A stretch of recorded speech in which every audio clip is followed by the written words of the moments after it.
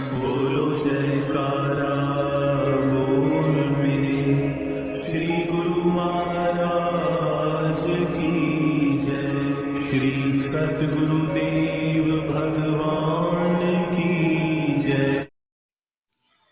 मयेव मन आदित्यस्व मयि बुद्धि निवेशया निव्यासिषि मयेव अति उद्धर्वुन संशया।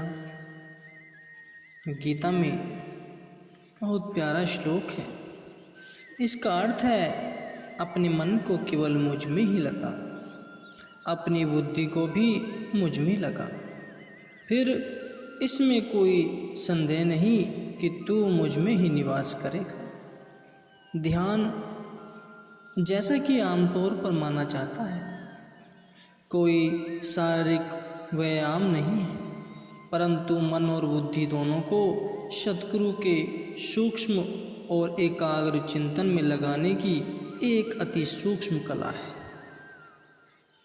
यह एक सामान्य अनुभव है कि जिस कार्य अथवा बात को बुद्धि ठीक समझती है, मन उसका विरोध करता है, और जिस कार्य को मन उचित समझता है उसे बुद्धि अस्वीकार कर देती है। यह बहुत कम होता है कि जीव की यह दोनों महत्वपूर्ण शक्तियाँ आपस में मिलकर चलें। हर्ष और शोक का अनुभव मन और बुद्धि के परस्पर मिल जाने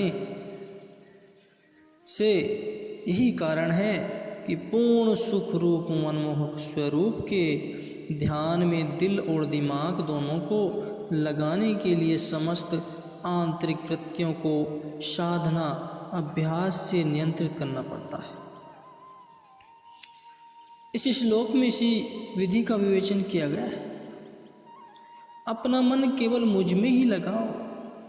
मन का स्थान इंद्रियों से बहुत ऊंचा है और इंद्रियों की सहमति और सहायता के बिना यह अनुभव नहीं किया जा सकता और न ही किसी रूप का ध्यान कर सकते हैं। इसलिए परमात्मा या सद्गुरु के दिव्य स्वरूप का ध्यान करने से जीव का मन अलौकिक दर्शनों का आनंद प्राप्त करता है। इसलिए जब मन एक बार उस दिव्य स्वरूप पर मुग्ध हो जाता है तो यह अपने सुख ऐश्वर्य को भूल जाता है और फिर उसके पीछे नहीं भागता जो उसे अपने प्रिय सद्गुरु की याद न करने दे। सद्गुरु के सुंदर स्वरूप का दर्शन कर लेना ही जीव की अंतरात्मा को संतुष्ट करने के लिए पर्याप्त नहीं है। यद्यपि मन मालिक के चरणों में आश्रय पाकर संतुष्ट हो जाता है, परंतु अंतरात्मा फिर भी व्याकुल ही रहती है। इसलिए गीता में कहा गया है कि साधक सद्गुरु के सुंदर स्वरूप का सूक्ष्म बुद्धि से ध्यान करे और उस सत्य का अनुभव करे जो उसके सुंदर स्वरूप से परिलक्षित हो रहा हो। अपनी बुद्धि को मुझ में लगाओ। इस प्रकार करने से साधक की सीमित बुद्धि असीम बुद्धि में परिवर्तन हो जाएगी। हमारे में से प्रत्येक व्यक्ति कुल मिलाकर वही कुछ है जो वह हर क्षण सोचता अथवा अनुभव करता है। यदि हमारा मन मालिक में लगा हुआ है और हमारी बुद्धि भी असीम सागर में गहरी डुबकियां लगा रही है तो हमारा अपना अस्तित्व समाप्त हो जाएगा और हम परमात्मा से मिलकर एक हो जाएंगे। इसलिए भगवान कहते हैं उसके पश्चात वह मुझ में ही निवास करेगा। अतः इससे हम इस निष्कर्ष पर पहुँचते हैं कि पूर्णतया और मन की शांति पाने के लिए यह अति आवश्यक है कि हमारा मन और बुद्धि सद्गुरु के चरणों में ही आश्रय पाए। ध्यान का आनंद लेने के लिए मन और बुद्धि दोनों को परस्पर अवश्य मिलना होगा। गुरुमुखो ऐसी श्रद्धा भक्ति केवल उन साधकों में पाई जाती है जिन्होंने किसी पूर्ण संत सतगुरु से दीक्षा प्राप्त की होती है। अतः उन्हीं की खोज में प्रयत्न करना चाहिए और उन्हीं से यह कला जानी जा सकती है। इस प्रकार के उपदेश केवल गीता में ही नहीं कहे गए हैं, लगभग सभी अवतारों, धर्म प्रवक्ताओं तथा गुरुओं ने भी इन्हीं आधारभूत सिद्धांतों का प्रतिपादन किया है तथा स्वयं भी अपनाए हैं। अर्थात शाश्वत शांति पाने के लिए साधक को मन और बुद्धि दोनों को मिलाकर कार्य करना चाहिए और साक्षात मालिक सतगुरु के साथ संपूर्ण हृदय से प्रेम करना चाहिए और उनके उपदेशों में दृढ़ विश्वास रखना चाहिए। गुरुवाणी में कहा गया है, मनु बेचैन सतगुरु के पासी, तीसु सेवक के कारज राशि।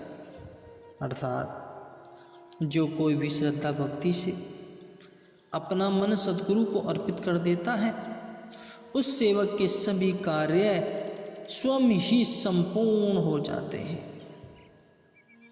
मन को सौंप दो। संत महापुरुष भक्ति पद पर चलने के लिए इसी आधारभूत सत्य सिद्धांत का प्रतिपादन करते हैं। पाणित्य के गर्भ में साधक सद्गुरु द्वारा दिए गए उपदेशों में संशय करने लगता है। वह संतों द्वारा प्रतिपादित परम सत्य को अपनी सीमित बुद्धि से तोलने लगता है और फिर महापुरुष के संग से कोई लाभ नहीं उठा पाता और बुरी तरह से हताश हो जाता है। प्रत्येक साधक को, भक्त को अथवा शिष्य को यह भली भांति समझ लेना चाहिए कि अपने परिपक्व अनुभव के आधार पर अथवा विधाता के द्वारा सद्गुरु के उपदेशों का विरोध करना या सद्गुरु के उपदेशों का अपने आप ही कोई नया अर्थ निकाल लेना उसकी अपनी ही आत्मिक उन्नति के लिए हानिकारक है। भक्ति के मार्ग में जो परम आवश्यक है वह है अपने मालिक में अडिग विश्वास। ऐसा कहा जाता है कि जब स्वामी दयानंद जी धार्मिक ग्रंथों तथा अन्य प्रामाणिक मुख्य पुस्तकों को अपनी बगल में दबाए हुए अपने गुरु स्वामी विरजानंद जी के पास गए तो उन्होंने एकदम स्पष्ट रूप से कहा था कि मुझे दीक्षा लेने से पहले यह सारी पुस्तकें पास में बहती हुई नदी में फेंक आओ। पुस्तकों को नदी में डूबने में गुरु का तात्पर्य यह था कि शिष्य आत्मज्ञान के लिए अपना मन और बुद्धि मुझे सौंप दे। इससे ज्ञान का अहंकार नष्ट हो जाता है। गुरु भक्ति के मार्ग में मन और बुद्धि दोनों बाधक हैं।